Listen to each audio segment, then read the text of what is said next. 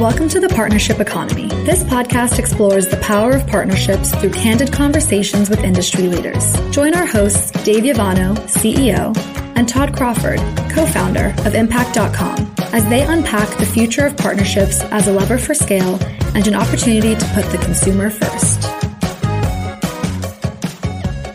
Hello, everybody, and welcome to unpack.com's The Partnership Economy podcast. I'm your host, Todd Crawford, co-founder and vice president of strategic initiatives at unpack.com. And today I have Adam Weiss, principal consultant at Weiss Digital Consulting. Adam, I've really been looking forward to our conversation all week. So welcome to the podcast. How are you? I'm good, Todd. Thanks for having me. I'm excited. Yeah, I am too. I think we got some good stuff to unpack here. And before we do that, why don't you kind of just unpack a little bit of Adam? Like, who are you? What have you done? Just give us a little more insights into your journey that brought you here today. Sure. So I've been in the digital space for about 20 years now, but the majority of my career in the affiliate space. And as you know, I spent about 14 or so years at a company formerly called Linkshare, now called Rakuten Advertising. A few different things there. I kind of think about my career there in kind of three chapters. Started on the publisher side of the business and ultimately built out that team. And then I always joke, you don't get a new job, you get an additional job. So I was still running the publisher team, but then had the opportunity to work on a little bit more of the strategy as it related to affiliate, some corp dev stuff and things like that. And that ultimately led me to the third chapter, which was running the affiliate business in North America. So as the general manager of the North American affiliate business for probably about 4 years. And then the last 3 or so years, I've been consulting, focused on the publisher side of our industry and helping with everything from strategy to partnership development, operations, marketing, and all the stuff that I think publishers need to help make them successful in the space. Well, that's good to hear because I think there's a lot of opportunity there. I think publishers kind of built their business, put some links on their site, and there's a little bit more to it now than that. And a lot of opportunity for growth and expansion and diversification. So that's a very valuable service strategy that you're doing now. I'm excited about that. Thanks. Yeah. So as I said, I'm super excited to be talking with you. And I follow a little bit of a format when I do my interviews or whatever you want to call it, discussions. And what I wanted to really understand when you look at the industry today, kind of what's top of your mind right now? What are you thinking about? What's got your attention? It's a great question. There's so much happening. I feel like, every few hours there's something different that's top of mind. But a couple of things I would touch on here. I think as an industry, we talk a lot about growth in the industry, what's coming. And I think about that a lot. And I think we've been talking for a while about content. And I feel like content as a distribution mechanism for the affiliate industry is actually at a point of maturity.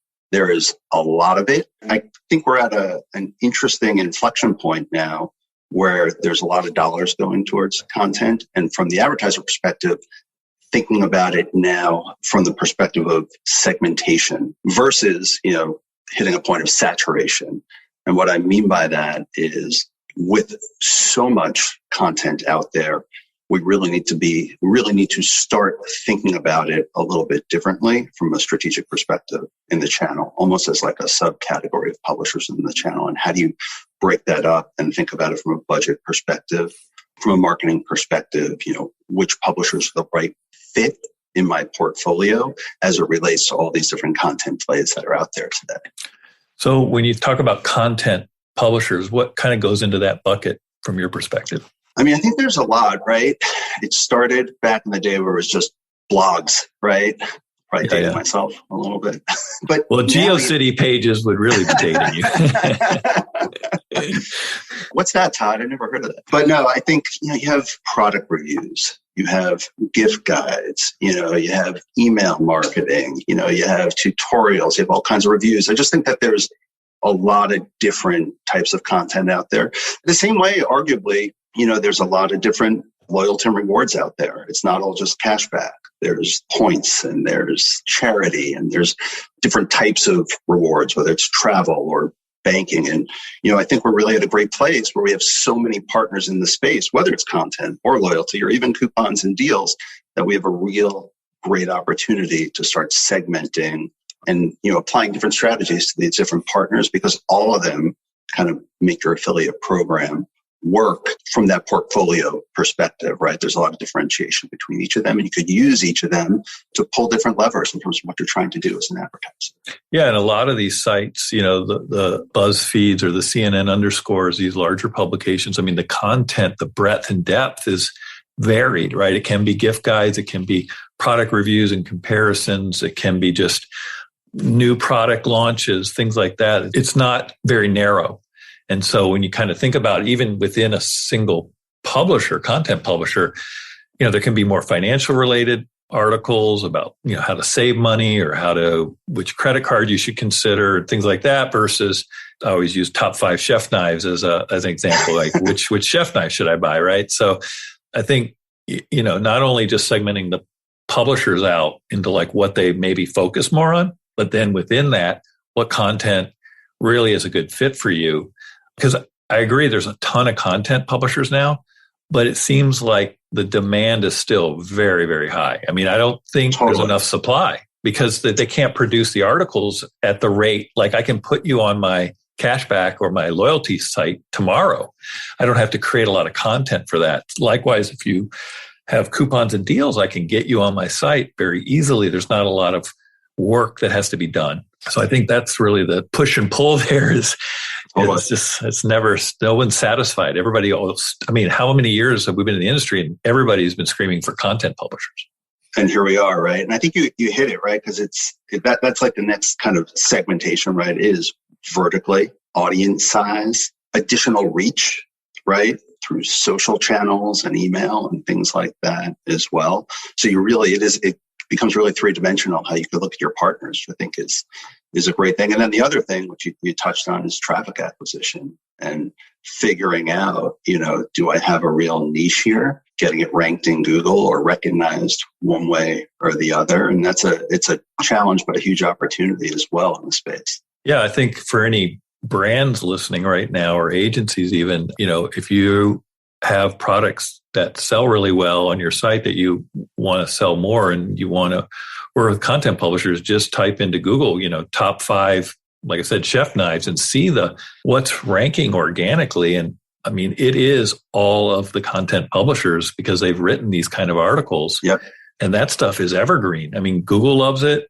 The consumer loves it. It's a high value content. It's written objectively by the editorial team and then monetized separately by the monetization team or the advertiser team, as they might call themselves, where they work with brands to get the links placed in those articles. So to me, that's some of the most valuable real estate you can get out there. Likewise, the YouTube, right. The product reviews, the new product launches, the comparisons, it's just, the difference is it's a lot of work. It's not as easy as just putting a link or getting a GeoCities page and putting banners on it, right? Well, that wasn't really easy, wasn't it?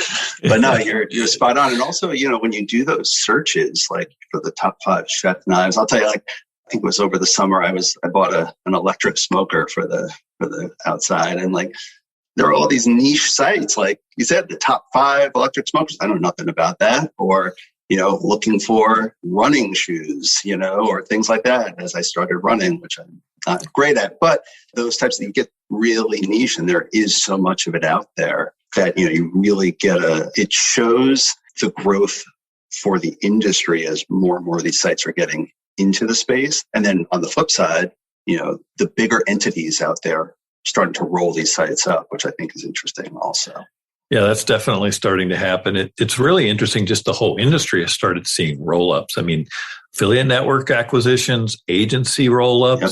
Publisher roll-ups. And that's a good thing because it means there's people paying attention and seeing the potential here. And that's where those investment dollars are going. So yep. That's been really exciting, just the dollars coming into the industry.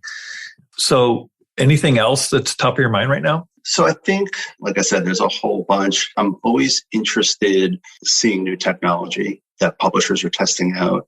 I feel like there's been a little bit of a resurgence in the on-site shopping cart technology, the universal checkouts on-site, which I think is still in its infancy, but publishers are taking notice of it.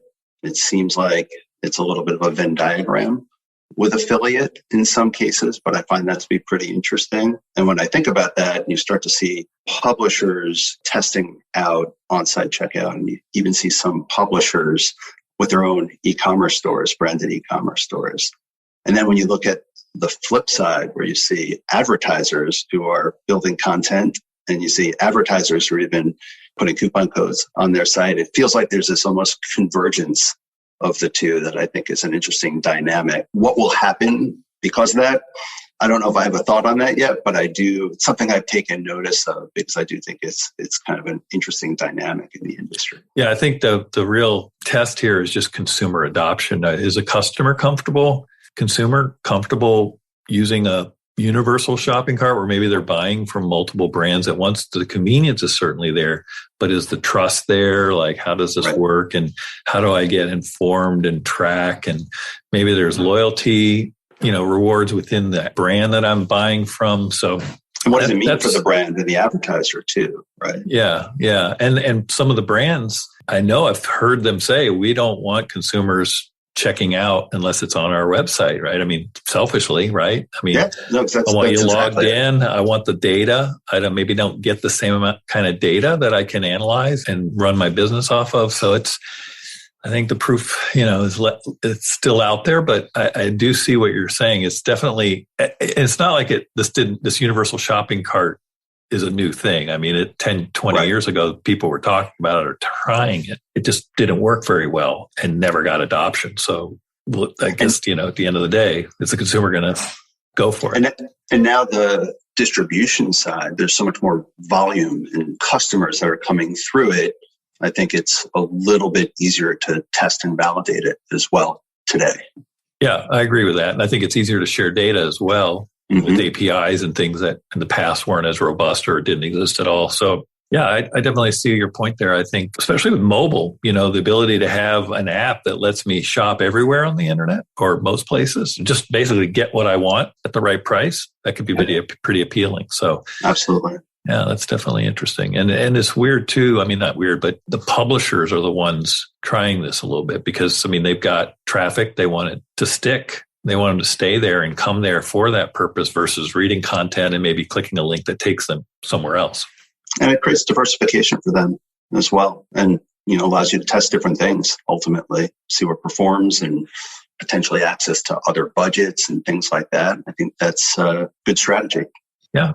Like I said, we'll see how the consumer responds. But I think that COVID really pushed people to adopt things that they probably wouldn't have adopted if it hadn't been for COVID, or it would have taken years. I've said this in other podcasts and webinars that I've done recently, like just food delivery, whether groceries or restaurant food, especially some of the older people that maybe would never have done it, right? They weren't even doing Uber to take trips, much less Uber Eats. So suddenly the COVID pushed them to do things that they probably weren't going to naturally do. And then you had just other people, younger people start habituating to it more.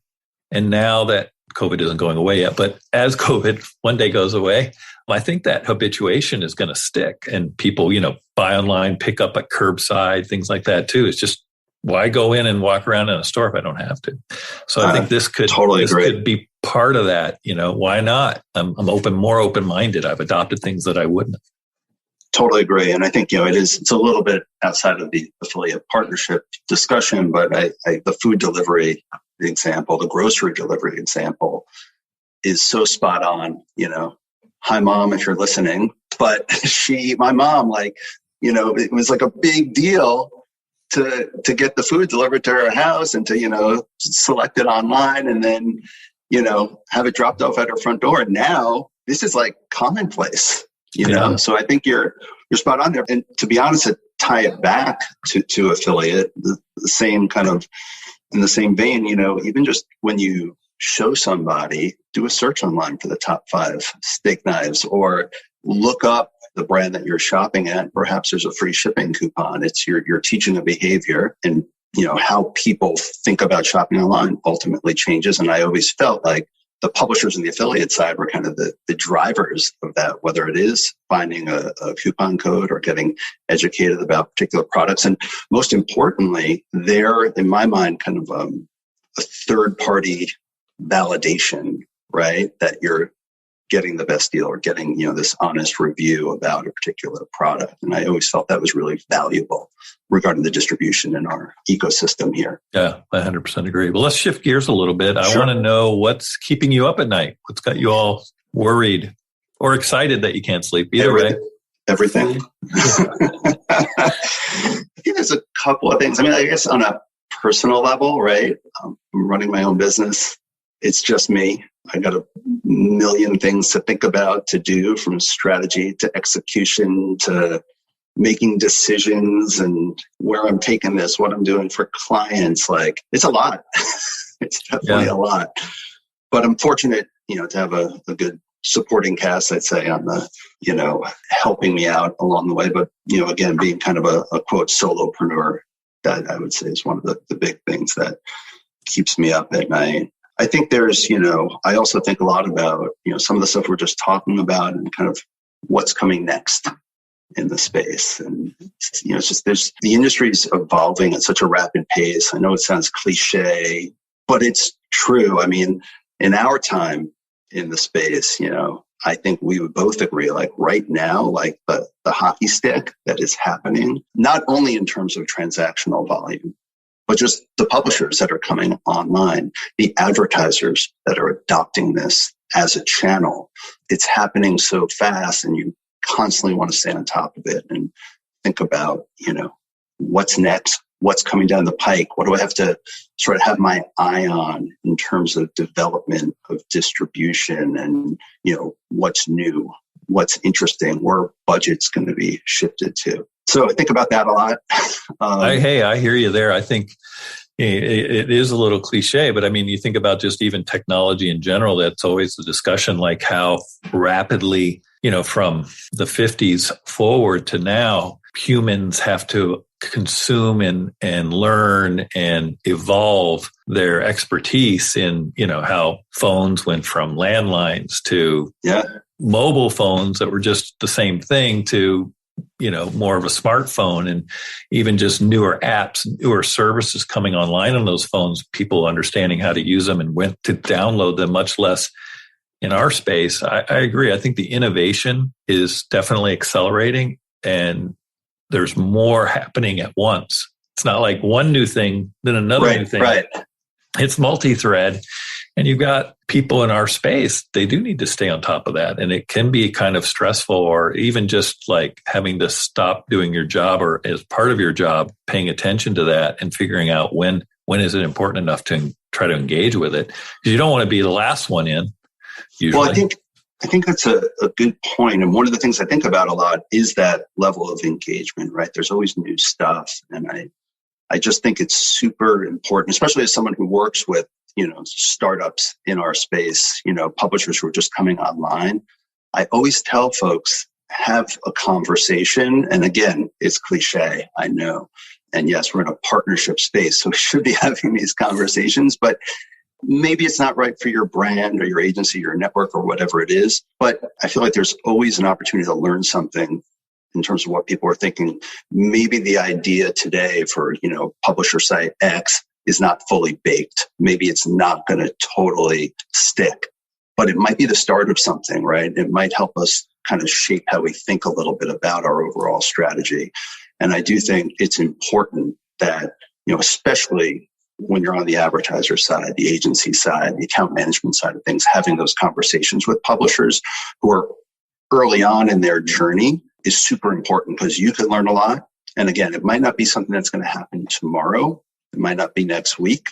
That person might not be at that same company, a year from now, but that connection will be important as things continue to evolve. And I think that's super critical for our space to grow. And to kind of pile on top of that, I think having those conversations, even as a brand or an agency, and telling that nascent publisher they think is a great idea, giving them feedback on maybe your concerns or just ideas of where this would be more valuable to you, helps them understand what they can do, not only to build a better solution, but how to better position it, right? 100%. To grow their business. I mean, I have conversations like this all the time with companies. We may never do anything with them or not initially, but it's that feedback. That's how people figure out like what resonates, what works. Like when we started Impact, we had our ideas of what was great about it. But until we had, medium to large size customers using it and giving us that feedback themselves, that dramatically improved our ability to focus on what we needed to focus on to make better or to expand on, but also just in selling or positioning it with prospects.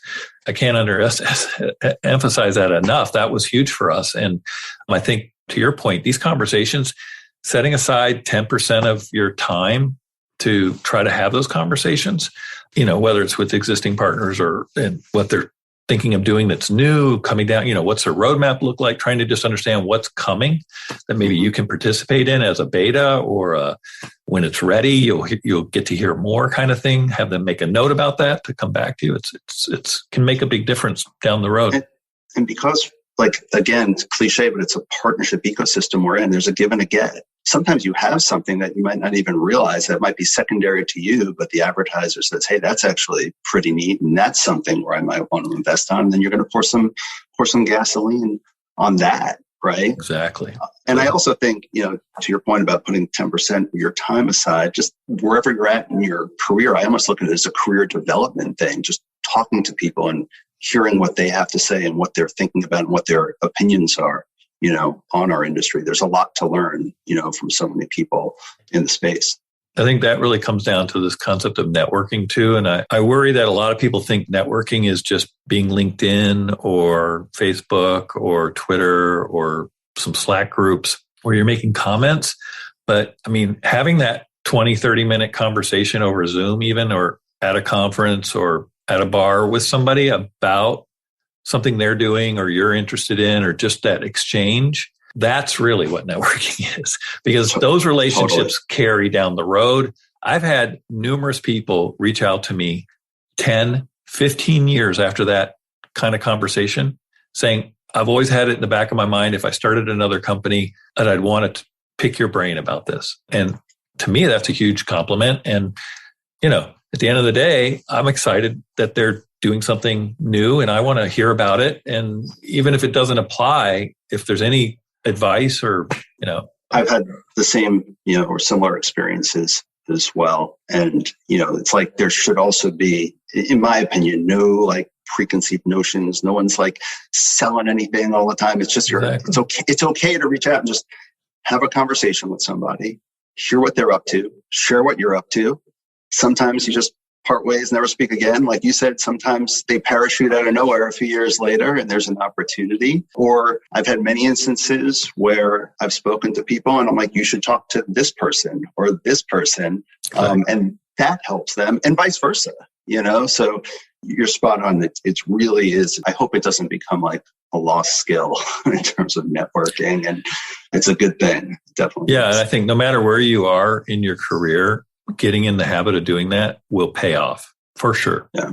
It's similar to coming from a certain university, that some tend to have more networking capabilities and ability to see opportunities from those relationships or fraternities or sororities, things like that, where those initial relationships carry for years. And there are people you can ping, like you said, just to ask, who do you know that I can get this information from or talk to about this if it's not you, right? Or just, actually, I spoke to Todd and he mentioned this. You should talk to him, right? And then you just connect people because you listen. You took 20, 30 minutes to listen to what someone had to say, right? And in our world, hopefully that forms good partnerships over time between advertisers and publishers.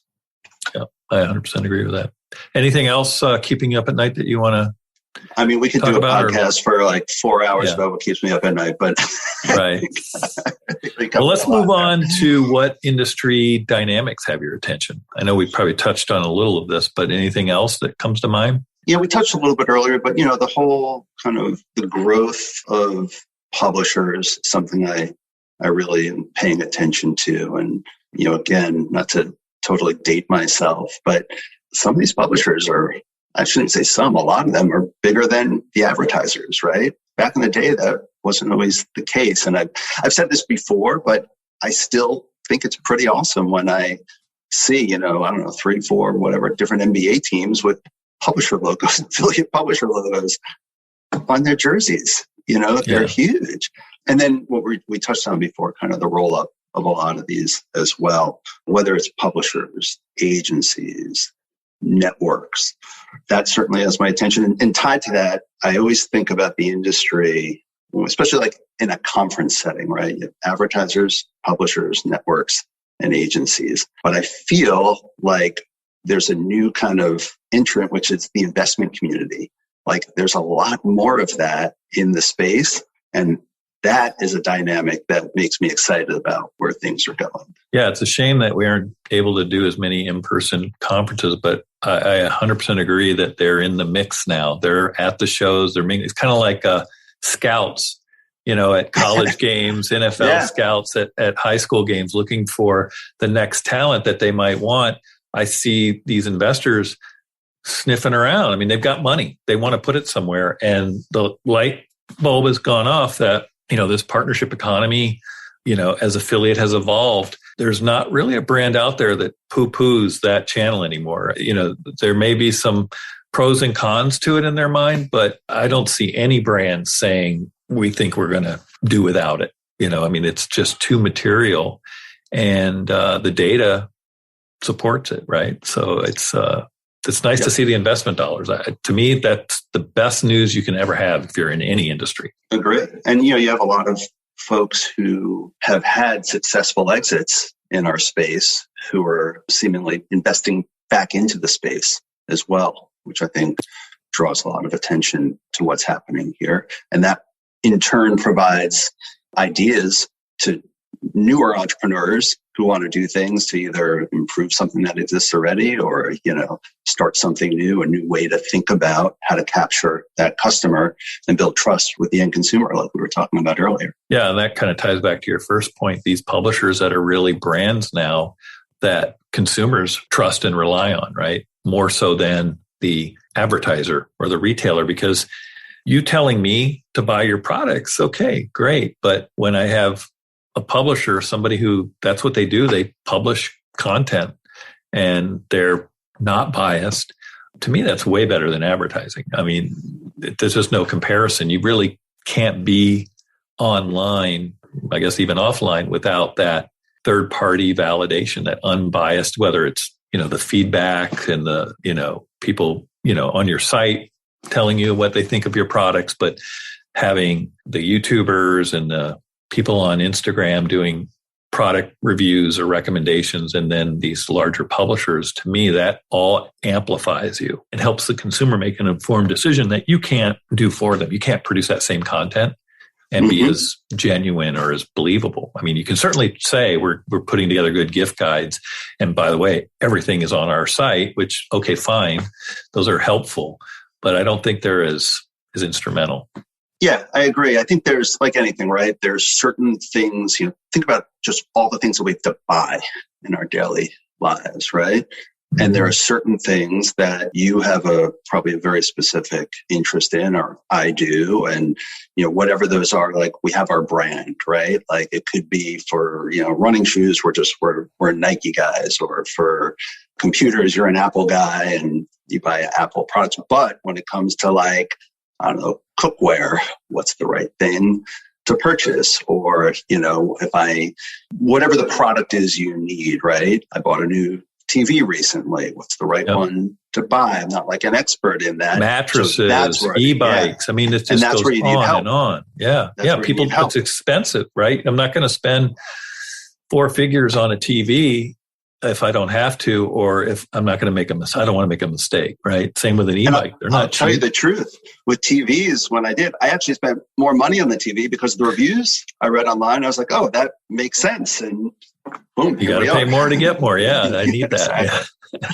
Yeah. So someone got a better commission because of that. That's true. And, again, that's really the value here, is that consumers want to be informed to make a decision. And I don't think as the advertiser or the retailer, you can necessarily be that. You need that outside opinion. Yeah, third-party validation, right? And the Gen Z, Gen X people, they're not the millennials. That's what they want. They don't like advertising. There's tons of studies around that.